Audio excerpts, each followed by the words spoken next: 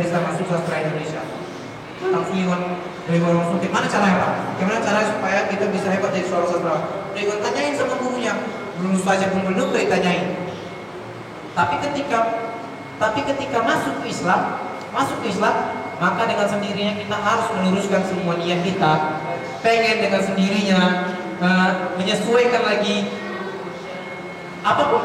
cita-cita kita, jalan hidup kita itu dengan Al-Quran dan Sunnah. Memang harus disesuaikan. Jujur aja kan dulu nasionalis sejati. Yang namanya tentang Indonesia orang nggak pengen orang tuh nanya-nanya keyword. Karena nanti udahlah gitu. Tapi ketika masuk Islam itu kita punya kewajiban. Islam itu satu-satunya jalan yang baik, maka kita harus menjalani Islam. Bagaimana kita mengatur? Apakah negara yang harus mengatur kita atau agama? Maka agama yang utama. Apakah semuanya yang bisa ada yang mengatur kita? Yang utama tetap jadi agama. Apa yang dapat mengatur kita? Lagi-lagi Islam. Ketika kita sudah berhijrah, memang benar-benar pengen hijrahnya dengan hijrah yang sesungguhnya, hijrah karena Allah dan Rasulullah, maka kita dengan sendirinya otak kita tuh harus kembali di-set lagi dengan apa? Dengan pola pikir yang sebenarnya itu berlandaskan Al-Quran dan Sunnah. Seperti itulah ketika kita pengen jalan kita itu sampai kepada yang sesungguhnya. Kira-kira seperti itu. Yang ketiga, oke, kita masuk yang pertama tentang motivasinya. Menjadah wajadah.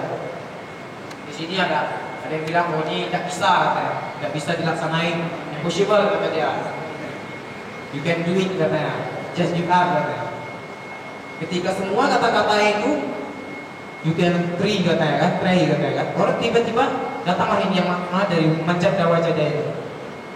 Langsung keluar dari hati kita, menjadah wajadah, I can do it, apapun itu, dalam hal itu apapun itu, jangan pernah berkata bisa laksanainya.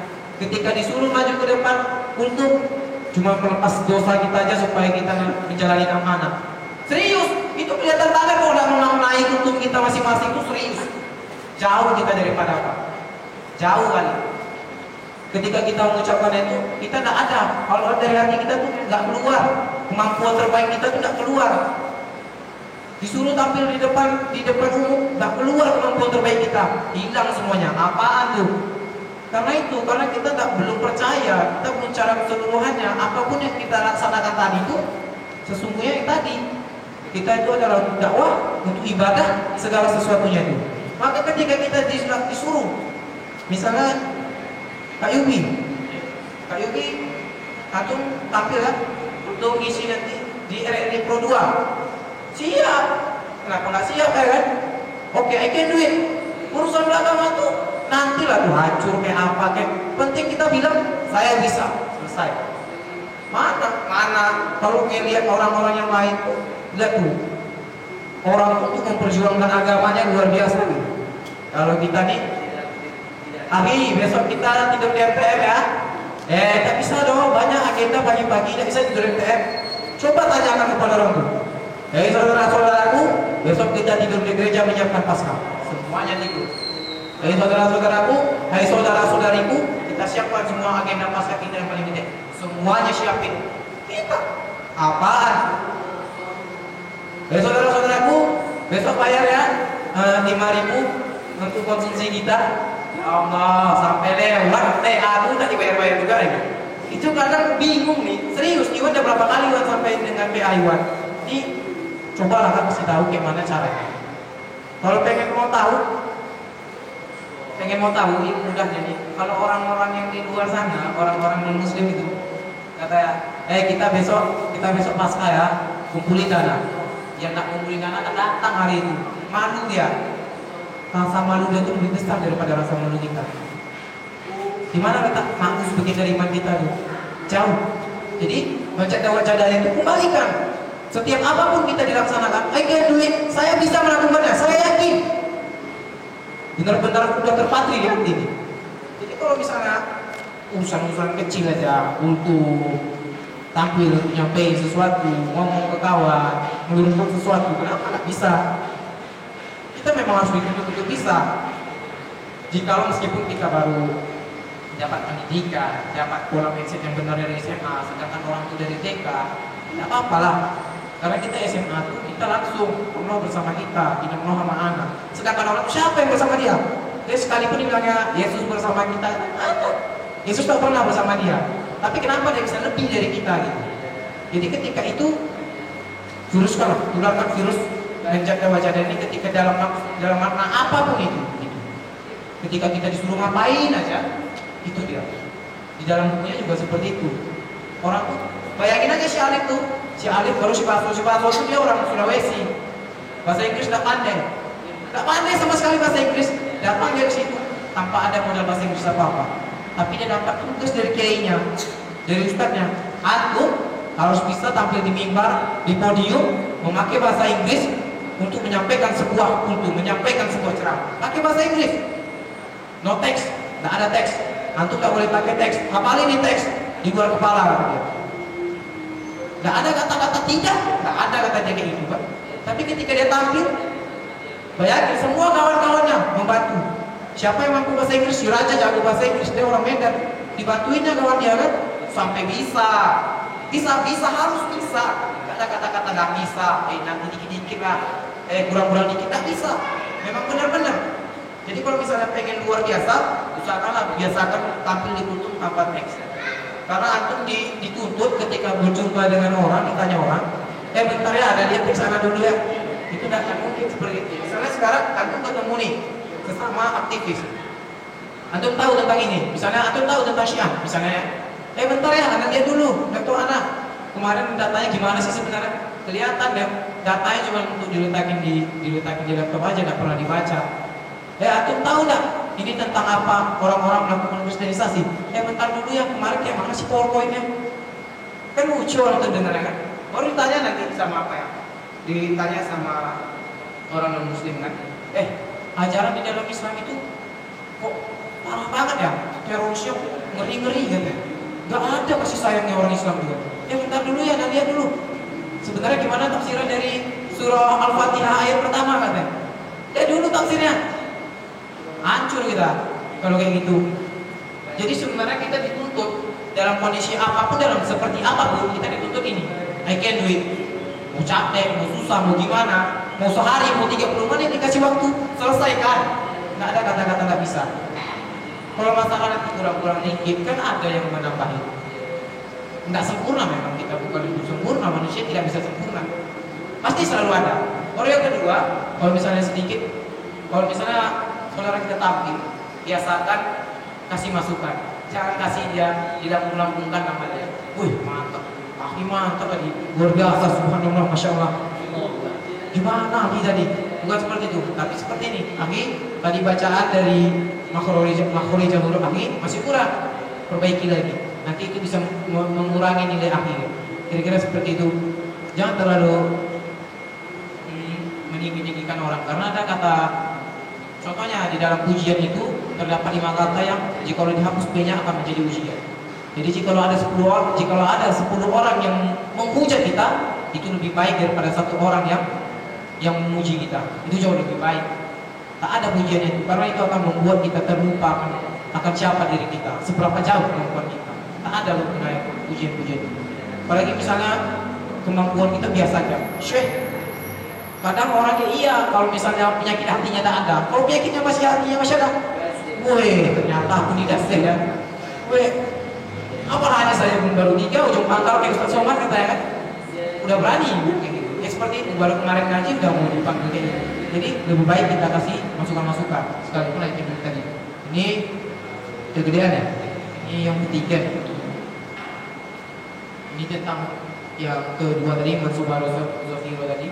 Barangkali nanti bagi kakak-kakak kita semua, barangkali waktu SNMPTN-nya ada yang tak lulus atau harus masuk SBMPTN gitu kan. Itu dia, barangkali ingat lagi nih, siapa yang bersama atau kayak jalan.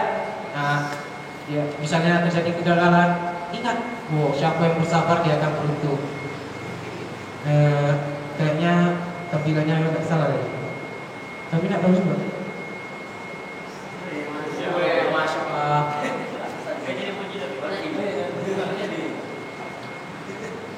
Nah ini dia, seperti itu Mansubaro Zofironya. Jadi ingat lagi ya, ketika kita sudah sebenar-benarnya lagi jatuh, ingat siapa yang bersabar itu pasti akan beruntung. Tidak ada kesabaran itu membuat kita akhirnya jatuh, membuat kita akhirnya lemah, membuat kita semuanya gitu. Sekalipun memang sabar itu kadang ya, anak sendiri saja untuk sabar itu kadang jauh lah, masih jauh. Tapi setidaknya berusaha lah, masih berusaha untuk menimbulkan sikap sabar di hati.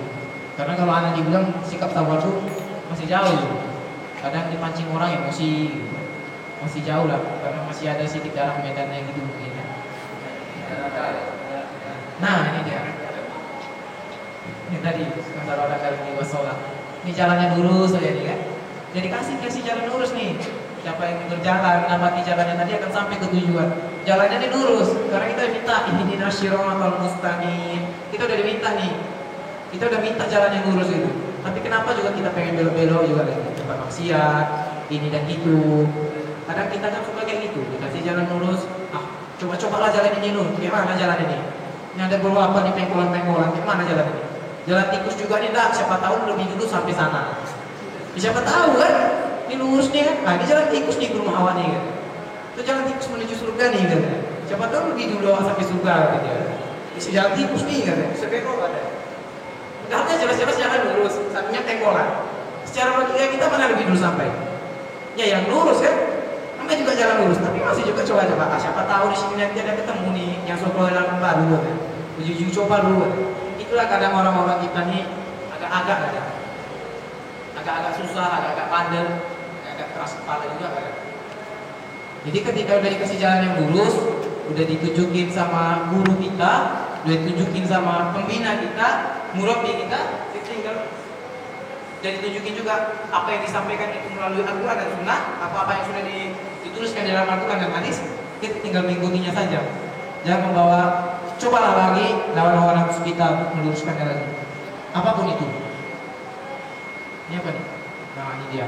Dari semuanya tadi, gantungkan mimpimu dan berusaha meraihnya.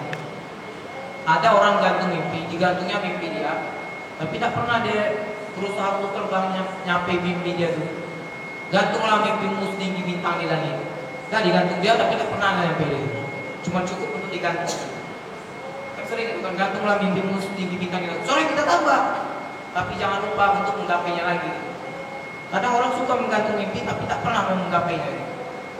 Jadi kalau ketika kita sekarang ini, kita ini sebenarnya cobalah dulu dari kakak-kakaknya, dari kakak-kakak MPP awalnya, udah tergambar nggak besok jadi apa? Dalam kondisi sekarang, udah tergambar kan? Dari kakak-kakak MPP awalnya, udah tergambar nggak sekarang pengen jadi apa besok ini? Dari Kak Dede yang dekat lagi, udah tergambar nggak? Belum lagi, masih belum tergambar. Udah tergambar nggak besok jadi apa gitu?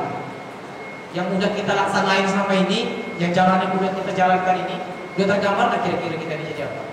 Jadi orang yang gagal atau akan menjadi orang yang benar-benar sukses? Semua ya? Jadi orang yang hanya biasa-biasa saja atau orang yang menjadi orang yang luar biasa? Kita itu menjadi luar biasa atas perbuatan kita. Contoh, Adolf Hitler itu diingat orang karena pembunuhan dia, perbuatan dia, tapi perbuatan dia itu naudzubillah min dzalik kalau kayak gitu. Contoh, Al-Faris itu karena perbuatan dia jadi ingat orang. Tapi kalau kita diam-diam aja, siapa yang ingat kita? Tak ada, kita kan ditelan bumi aja. Seakan-akan kita tak pernah dikenal sama dunia. Seandainya kita penjuara, orang yang dikenal di SMA bukan orang yang sering juara. Ya kena, berapa tahun lah orang kenal di SMA itu juara.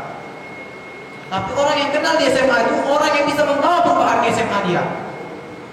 Orang yang bisa memberikan solusi untuk tempat dia. Itu orang yang selalu diingat, orang yang selalu akan dikenal. Seperti itu. Kalau cuma antum juara berapa? Juara 3. Seberapa lama orang kenal sama juara kita? Seberapa banyak kita bawa juara kita? Jangan terlalu membangga-banggakan nilai kita. Jangan terlalu mendewa-dewakan nilai kita. Tak ada gunanya nilai di rapor. Maka itu pendidikan yang utama bukan nilai di rapor, tapi apa yang sudah kita dapatkan. Makanya dari sekolah itu sangat sedikit sekali yang kita dapatkan. Karena nilai di rapor kadang orang, gue anak nilai 90 anak di rapor banyak, anak biar anak 4 biasa aja. Dan insya Allah kita nggak ada masalah dengan kayak gitu. Karena kita udah tahu, kita udah bentuk diri kita, udah membentuk pola mindset berpikir kita pengen jadi apa.